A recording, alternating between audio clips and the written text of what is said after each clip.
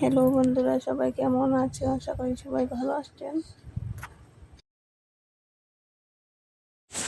তো বন্ধুরা, জানি আজকে একটা কথা ভাবি অনেক কষ্ট লাগছে, ভাবছি আপনাদেরকে শেয়ার করব।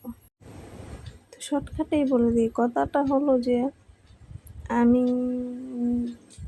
প্রায় 1 মাস আগে আমি বাবার বাড়ি গিয়েছিলাম।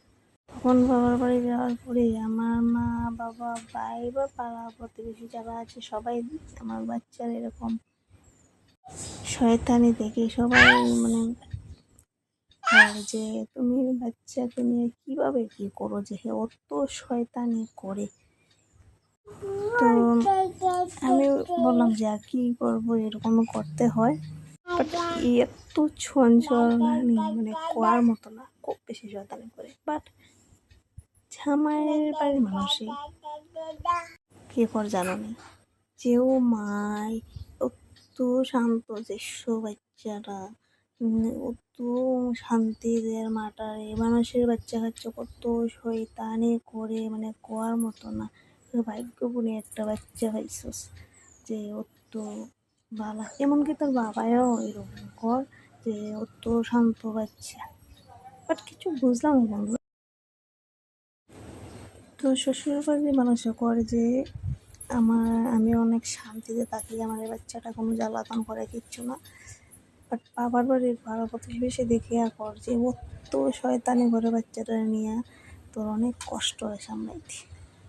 এই দুটো কথার মধ্যে মানে পার্থক্যটা মানে কি আমার একটু বুঝে কমেন্টের মধ্যে বলবেন আর কি।